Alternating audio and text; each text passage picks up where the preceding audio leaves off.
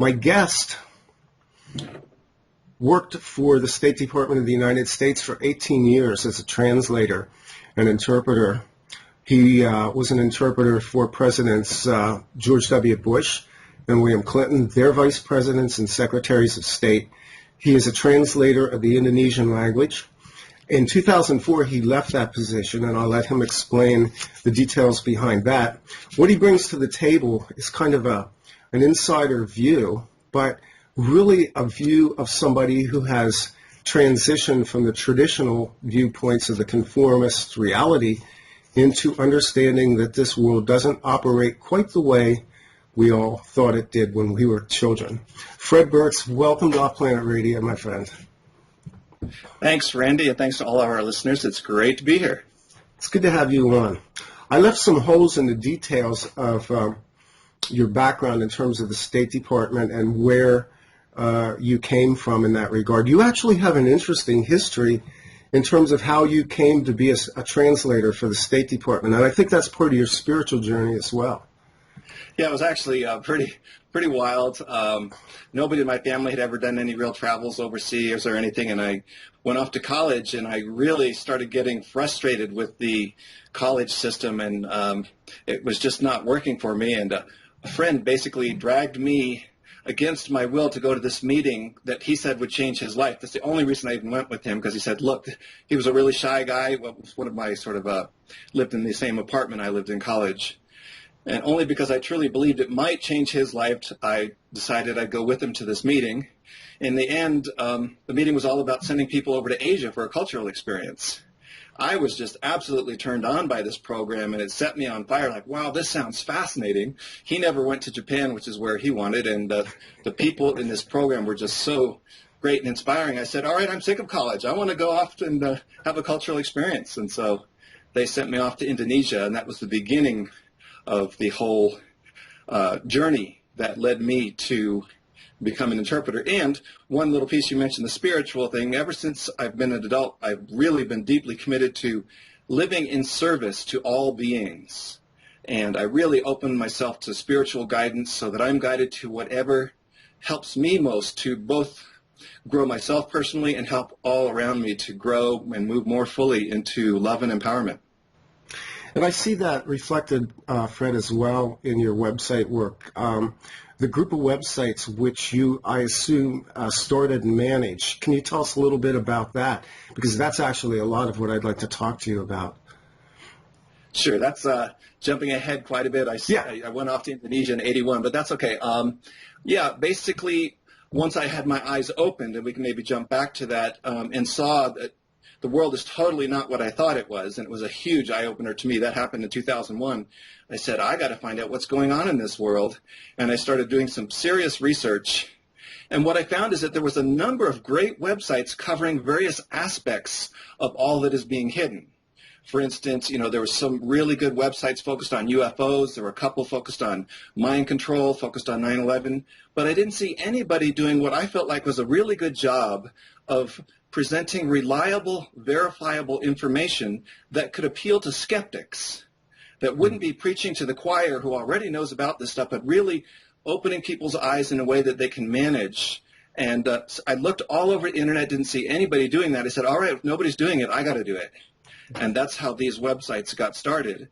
But I didn't want to just focus on all of the conspiracies. I really feel it's vitally important to really leave people feeling empowered and with hope, because I have no doubt that we will survive no matter what. I have no doubt that every one of us is a beautiful spiritual being deep inside, and when we open to that, the whole paradigm on the planet is going to shift. And so that's why I started a number of websites, one really focused on conspiracies, which is wanttoknow.info, which has gotten so popular, and a number of others all about various aspects of transformation and love and empowerment. And that was probably good. We put that at the front end because you got your website out. Sometimes we lose that. Going back to, we'll kind of take me where you want to go in terms of getting to 2001 and your awakening experience. What in 2001 triggered this sudden awareness? Sure. Well, I'll share first. It's pretty interesting because my dad was kind of a conspiracy theorist with me growing up. He was actually a very liberal, progressive Methodist minister who would go out and block, these warships with a canoe with a bunch of people trying to stop them off, and got arrested several times for civil disobedience.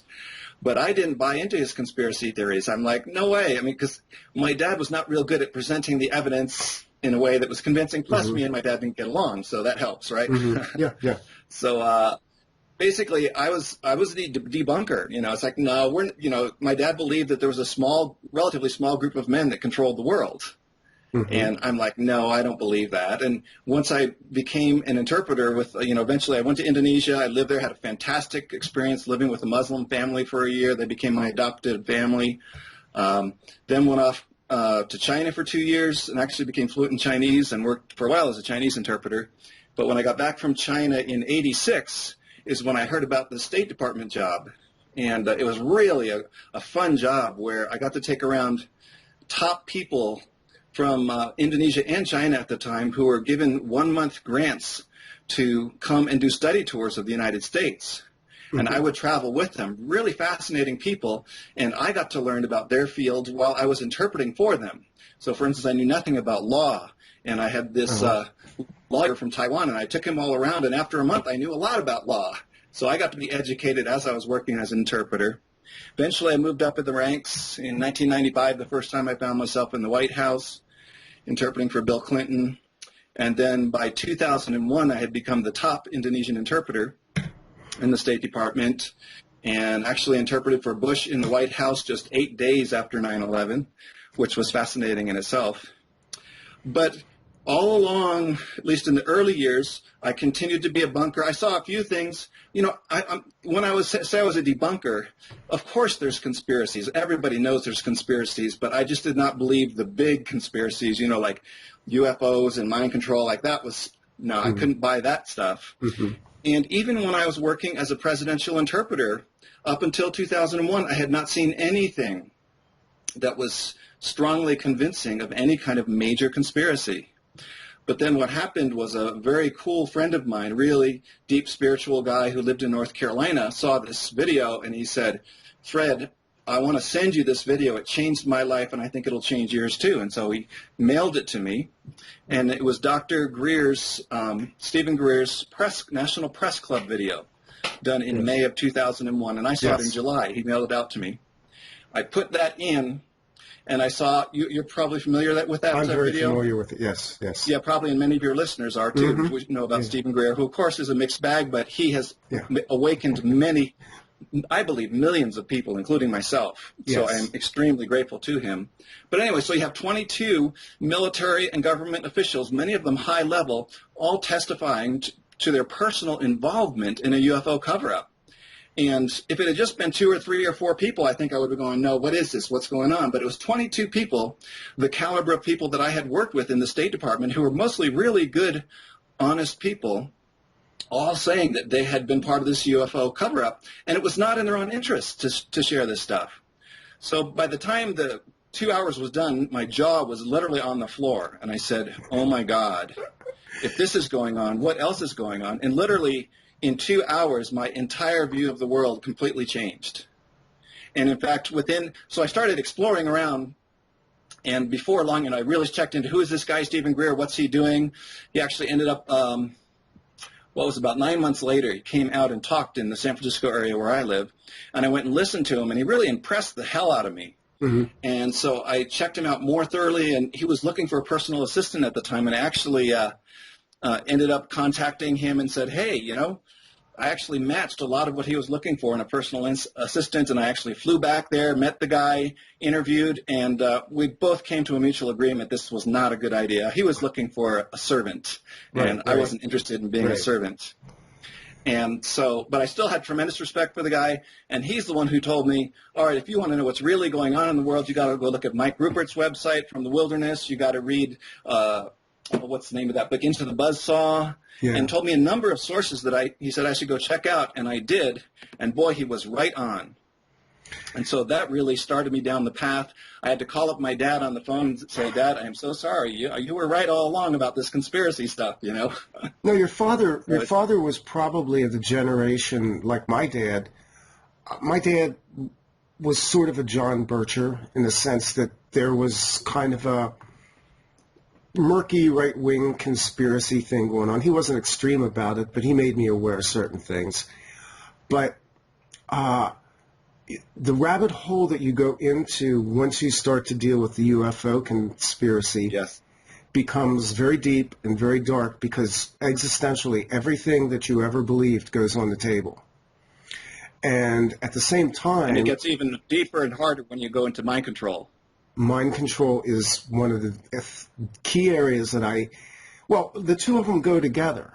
Yes. Almost inevitably, anybody that deals, and this was my journey, I didn't need a lot of convincing about UFOs or what we would call extraterrestrials, just from my early life. But looking forward, I sort of had my wake-up call when I read Walter Bellert's work in 1980, 1982, Operation Mind Control. And of course, okay. Bellert was kind of pivoting off of the work of Richard Condon, who wrote The Manchurian Candidate. And so at that time, I was becoming aware that there were programs out there. And this was kind of my entree into this murky world. There's no internet at this point. There's some underground circulated publications and some books. That's it. It wasn't until you got BBSs and dial-up in the mid to late 1980s that there was any activity in terms of connecting this information. But mind control, the UFO juggernaut, are deep, deep rabbit holes to go into. So tell me where that took you. Well, it was incredible. I guess I should throw out, there's one really important piece. So before I had my eyes opened, not just like a month or so before I had my eyes opened, I'm a pretty deeply spiritual guy. I don't follow any particular religion, but I believe every one of us deep in our core is a beautiful divine being with infinite power and infinite potential. And I believe that my entire adult life. We share And that. I do believe there are spirit guides that we can communicate with. Yes. And so I'd done a lot of work on myself, personal growth type work. And about a month before all this happened, I sent out a prayer and I said, all right, I think I'm ready. And I called it spirit. That's my short term for, whatever you want to call it, God. All that is the most correct term. I said, I'm ready. I'm ready to look at the deepest, darkest places. And I don't want it all at once, but I'm ready to really start looking at this. And please help me. And it wasn't long, like I said before, I started getting all these things, boom, boom, boom. And so that really put me on this path. And interesting, most people come in through 9/11 or energy or health, these type of things. But for me, I came in through the UFO cover-up. But then before long, and thanks partially to Stephen Greer, I got into the mind control stuff, and I saw, oh my God, this stuff is like really disturbing, and this is the most powerful manipulative stuff. Now, of course, you and I probably know, and most of your listeners, that the ETs are involved in the mind control stuff. Yeah. So some factions of them at least. Yes. And so when I started, and the book that took me into it, I do not recommend for skeptics, and I only recommend it to people who are really deep into it, but it was Kathy O'Brien and Mark Phillips' book, Transformation of America. Yeah. And I read that book, and that shook me to the core, and I said, if this is true, and I wasn't certain at the time, I said, we're really in trouble. But so I started checking it out, because she had given all these leads, but they're very difficult. She said, look at the birthmark on President Clinton under his trousers. It's like, I don't think I'm going to be able to do that. I'm glad you brought that up. Now, you've probably sat across the table from Bill Clinton as you did with George W. Bush. What is your takeaway reading a book like Transformation and looking back in retrospect at the living human beings that you were interacting with? I'm interested in how that kind of flew in your face. Was there a visceral reaction? Well, no. Well, I think I have to tell you, there's a way I feel like on a spirit level, I was prepared for all of this. Okay. So where some people literally, I could tell them stuff and they'd throw up, literally, if they knew that this was real, and I could show them that. There's some, and we could go into it, but it's a whole other story, that I could handle this stuff. I can handle the deepest, darkest stuff. And so at the time when I was working with Clinton, you know, Clinton was incredibly friendly and sharp. He was intelligent. Very charismatic man, yes. Very charismatic. He knew you know, there's like, I don't know, 20-something secretaries that work in the White House. He knew the names of the kids of every single secretary. And he'd stop at each one and say, hey, how's you doing? And how's your kid so-and-so? And how's your kid so-and-so? And everybody just loved him. It was really amazing how the people around him cared for him. And yet, of course, I also saw how his chief advisor would just hound him all the time. He was being hounded by all these people who wanted his attention. And I saw how the president was manipulated, not sort of in the way we're talking about mind control, but just by who was surrounding him all the time. This is what you learn. Yeah. Yeah, on a day-to-day basis, when you work with the president, you see how his life is controlled by those who plan his schedule. People think the president has so much time. He doesn't have time to figure out what's going on. He gets his schedule handed to him every morning. Yeah. And he may, depending on how strong he is, like Bush was very weak, George W. Bush, he'd just do whatever they told him. And he literally would say sometimes, I heard him say to him, so what do you want me to do now? Clinton was never like that. Clinton was more like, oh, you know, he's somebody who'd say, okay, no, this is not going to work. We need to change this. So that was interesting to see. And that's how I saw how the presidents were under a lot of pressure.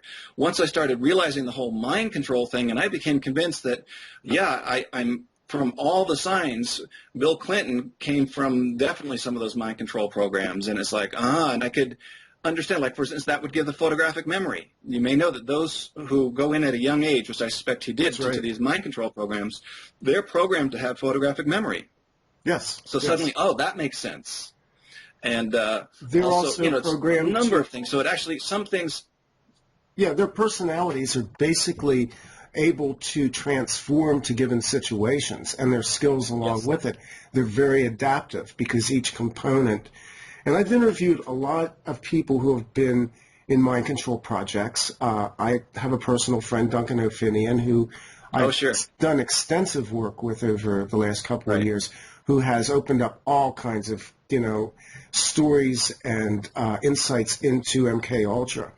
So, yeah, I mean, on the surface, we probably encounter people who have been in programs and projects on some level of our lives daily, not maybe every day, but we encounter them and we don't recognize them. And that's there's many more out there than most people know. Yeah. There was I don't know how aware you are of Project Talent and what went on in public schools during the 1960s and the 1970s. Now, yes, I have a personal informer who was a deep cover CIA agent who was put through that program, and he told me all about it. Yeah, they were literally recruiting out of the public school system. Yes. And in the 50s and 60s, they would see who was smart, who had some psychic abilities. They'd put them in the special school programs. Yep. Oops, we had a video glitch there. So anyway. So yeah, we're talking about Project Talent, and yes, literally my informer, who's a brilliant man, and would prefer not to have his name mentioned here, but he does some really great work. And he says, you know, he believes it's somewhere on the order of 50 to 100,000 kids at least went through that program. Yeah. I've met some of them. I've had a lot of background conversations with people who have been through the projects. I have reason to believe that I was tested as part of those projects as well. Well, everybody was tested. Everybody was tested. Right. Qualified, right. Right. I mean, all those tests that we did as kids, you know, you're of the same generation I am. I'm 55. And those, you know, we all did those intelligence tests or whatever they called them, you know? Yeah. And there were tests beyond those intelligent tests and the linguistic tests and even the mechanical skills tests that a lot of people remember. So, you know, at a basic level, this was actually them reaching into an easy access pool of subjects to find their next generation. Yes. Yep.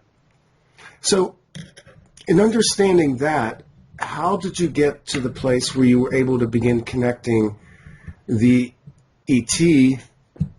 I call it a juggernaut because to me, it's not one thing. We're dealing with kind of a multi-headed beast in a lot of ways in dealing both with the mind control and with the extraterrestrials. What is your understanding of that today, Fred, in terms of how that all works together? Well, what I tell people is understanding the details. It's infinitely complex, and you can get lost searching down these side trails, and you can be pulled off from the truth because there are all sorts of booby traps to take you down false pathways. But what I'll tell you, the core to me comes down every group that is out there.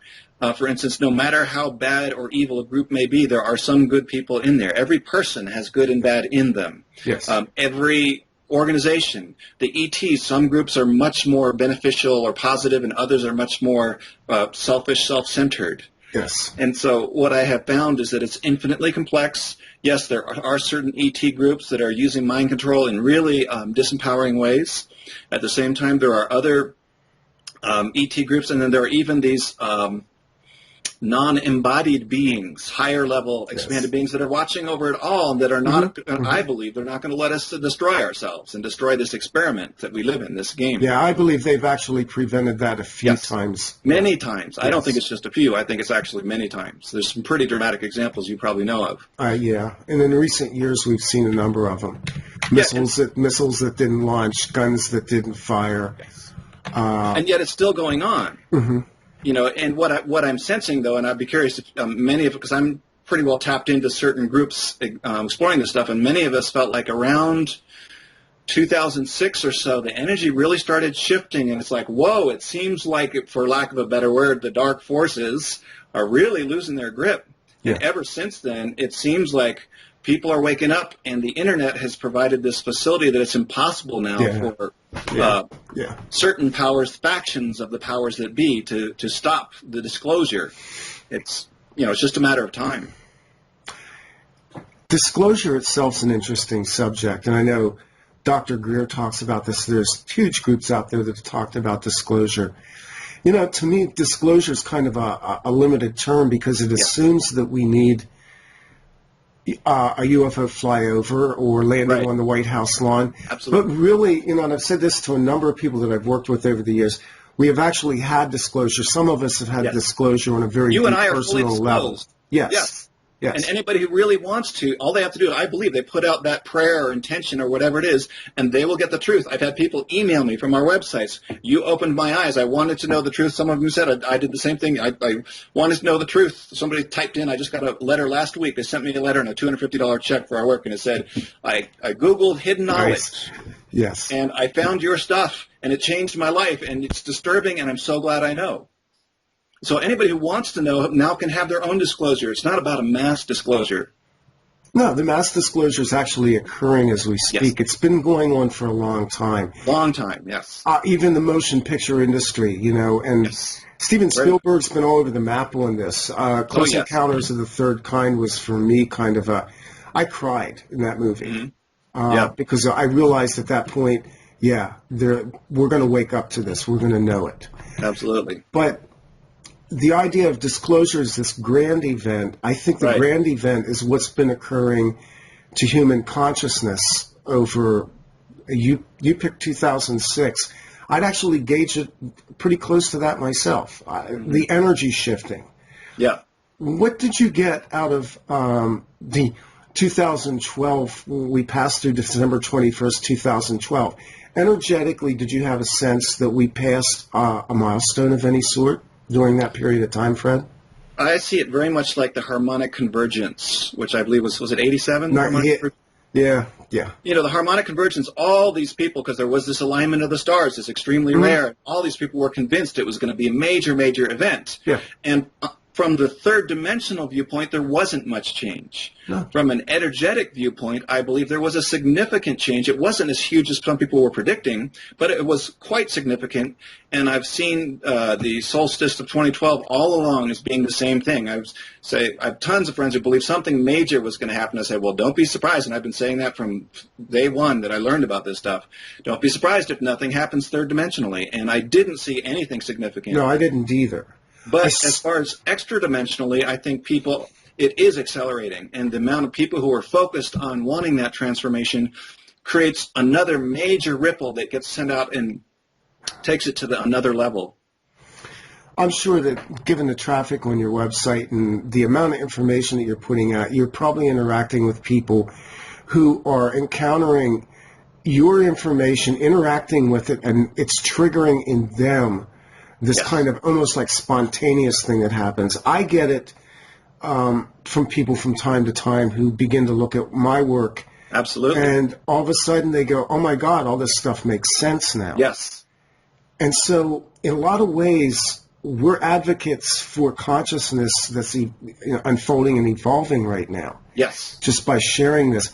Your websites, talk a little bit about what you're doing there. How did you come to do the websites? You were still with the State Department when you began this, right? That's right.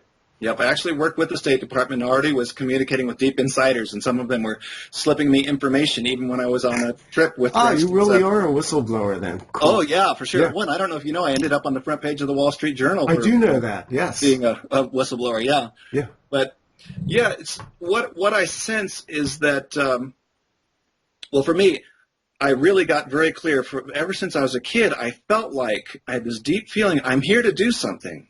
Yeah. And it's something important, and I don't even know what it is. And I felt that my whole life, and I said, well, as long as I don't know what it is, I'm just going to keep doing what feels like the right thing to do. And it was only after watching the Greer video, the National Disclosure Project video, and finding out this other stuff, well, this is it. I absolutely had no doubt this is what I'm supposed to be doing. I am part of a huge team, which includes you, Randy, includes many of your listeners, and anybody who wants to be on this team. We're here to help people wake up. Yeah. And all it is that all you have to do is you want to know. If you want to know what's going on, which is where I got the name from the website, wanttoknow.info, if you want to know, you just start Googling and you're going to start finding out, or you start asking around. And so, but again, the key, as I mentioned earlier in the interview, is I don't want to scare people. That is not the intention at all. Mm-hmm. Now, this doesn't mean some people aren't going to get scared. They will.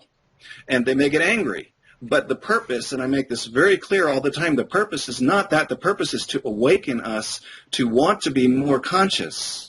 Because it's when we're unconscious of all this stuff that then it can really grow and fester.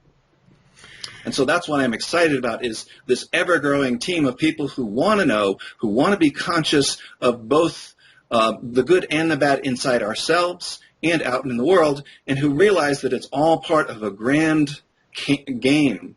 It's the divine exploring itself. You know, and once you understand that we're all fragments of the divine, looking at itself through different sets of eyes and exploring dark and light, the dance of dark and light, and that the dark is not necessarily always bad, nor is the light always good. That's right. And in fact, on the deepest levels, it's all divine. But you really got to be clear that you can't just go and, when somebody's about to go and kill or rape somebody, oh, everything's divine, just let it happen. It's not about that at all. It's about knowing in each moment what feels like just the right and genuine thing to do in that moment. And you can stop somebody from murdering or from raping and completely stop the behavior, and yet still realize that person in their core is a divine being that has gotten twisted through the way they were brought up. Yeah. As I'm sure you know, there are these generational abuse victims where there's satanic cults that raise their kids. They're cursed from the moment the sperm unites with the egg. They are cursed. Yeah. To be part of this, whatever it is. We could talk about that as a whole other thing. It is another thing. Imagine you grew up with that. Of course you're going to be messed up. And yet I totally believe and know in my world that those are divine beings. And they're all playing their role in the grand play. We've seen people escape from those families as well. Yes. There's some high profile.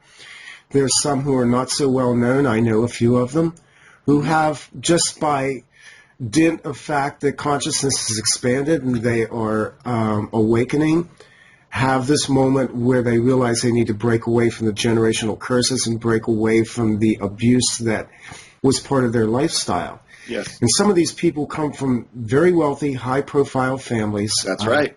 That these people need compassion. They need somebody who can reach out to them and begin to display love and light to them. Right. And that's why, I felt kind of kindred soul. And by the way, I need to say thanks to Mike Clellan over at Hidden Experience. Mike's awesome. Mike, you rock. Mike made our intro. And as I began to go through your material on your websites, Fred, I felt, again, a kindred spirit, a common purpose, because it's real important that given the amount of deep information that we present, we also balance that with the spiritual side. And that's what I've tried to do as well. Absolutely. And if I could just plug in there for a moment, for those who are interested, I actually manage now 12 websites. And if you want to look at, we have a home website that's called, our nonprofit organization is called PEERS. Mm-hmm. It stands for Public Education and Empowerment Resource Service. And if you go to www.peerservice, PEERSERVICE.org, you can see all the websites. And there's free online courses. There's all sorts of great stuff to get support for you to handle the most disturbing information and not ignore it, but also to be inspired. There's so many great things going on in this world. Just us talking right here, I think, is an amazing thing.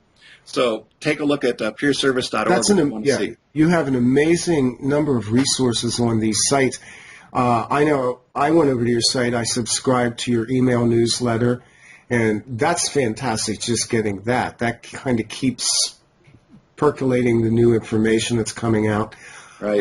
I know you're also publishing as a columnist on a couple of websites. Is that correct? Have I seen your articles around? Well, basically, yes. I take the same information that I send out to the email list, and I post it, for instance, to Examiner.com. That's where I saw it, yeah. News website. And there's a couple other little places occasionally. I tend to not write new stuff for other ones, but I'll reproduce stuff from our website and put it onto other websites. Yeah. So you've got a wealth of information on this website, and it really integrates nicely the journey that you've gone through and the journey that I think a lot of other people have gone through as well. Mm-hmm. And I'm looking at the clock. I want to honor your time commitment tonight. So maybe here would just say, and first off, at the beginning of the show tonight, I thanked my listeners because they really came through for me. I know that right now you're fundraising for peers and you need funds as well, and I just want to underscore to listeners, this is important stuff. It's not government funded. It's not funded by corporations. It's done by people like us who care enough to do this kind of work. Support it. It's important. That's my PBS fundraiser moment, by the way. Thank you very much. That's very kind of you. And, you know, I love the donations are vital. It's really great. And I don't need that. For what I really want from people is I want you to go look and see what's there. If you feel inspired to donate, awesome. I love it. Yeah. But the most powerful thing you can do is share this information with those who are open. And the thing I think that distinguishes wanttoknow.info from the other websites out there is we present it at a level that skeptics can digest. You know, I find a lot of people are doing really good work, but they just put too much out there, and it psychologically shuts people down. You know, people who are skeptics, they hear the word conspiracy theory and they immediately shut their rational mind. For all that is a sad thing, it's true. So we avoid on wanttoknow.info using the word conspiracy. I always talk about cover-ups or, things that are being hidden because we know conspiracy is a trigger word for skeptics. Yes. So our website, wanttoknow.info, is particularly good for your skeptical friends. Say, hey, why don't you just go take a look at this and look at the homepage yourself, and you'll see it's designed for skeptics. And we've had a lot of success. We've woken up some pretty big names. I'm sure you know David Ray Griffin, the founder of one of the chief spokespersons of the 9/11 movement. 9/11, he originally had his eyes open through our website, and he and I became friends through that. Mm-hmm. And a number of other people have had their eyes open. So help your skeptical friends to open their eyes. Don't say, hey, you have to look at this. Just say, hey, you might want to look at this if you have any openness. You know, the more pressure you have on someone to do something, the more they're going to tend to go, whoa, dude, back off. You know, that's what I did. I had people trying to convince me it was conspiracy. My own housemate in 2001 was a conspiracy theorist, and he's another one I had to apologize to. Well, it's not a conspiracy if you can prove it's true, and your information on your website provides deeper levels of research. You did the wet work on the background material to the degree that somebody can read it and approach it from a level that touches up here and then eventually gets to here as well.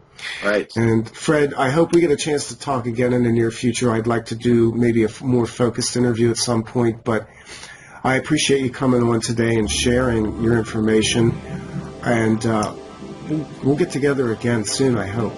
Great. I'd love to. I apologize I don't have more time right now. I'm actually out visiting my sister. So yeah. Absolutely. We're going to close it out. This is Off Planet Radio. I'm Randy Moggins. My guest today, Fred Burks. Links will be up with the video on the website. Truth is out there. It's inside you. Keep looking for it. Good night.